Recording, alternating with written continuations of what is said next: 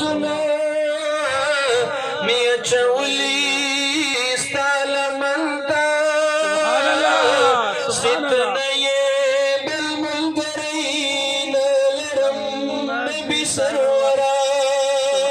تو صاحب یې د کرم نبي سرورا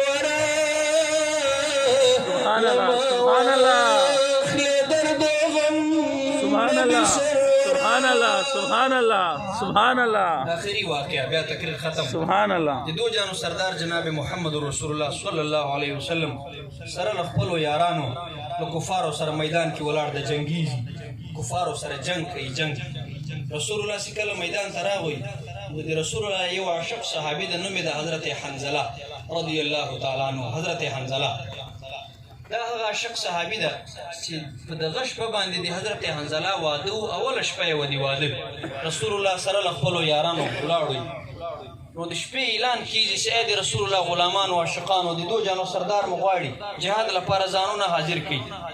چې کله حضرت حنظله دا اعلان واورېد دوی توره یې راواخیستله کوره راووتوی له کوره د رسول الله په مینه کې واده پرېښو کور یې پرېښو میلمانه خوشحالي پرېښوله د رسول الله په محبت کې را روان شو سراغ و میدانه ته داخل شو صحابه کرام نه دي خبر دوی ټول یې چې دی خو کور د واده یې ده دی راغو د کفارو سرونه پرې کوي سبحان الله د داسې محبت سره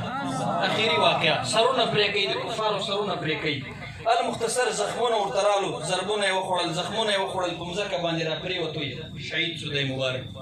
چې کله شهید شو کله دا ګړز قرار شو خاورې قرارې شوې میدان کې ما د تا نبي صحابه کرامو ته صحابه کرامو حنظله نه وینم حنظله چیرې ده دوی ورته قربان یا رسول الله دی خو واده کور د خپلې بیبي سره ده رسول الله ورته ویل ما زړه خو نه مني سبحان الله سبحان الله ما زړه خو نه مني چې زه په میدان کې یم او د ما یار حنظله کوري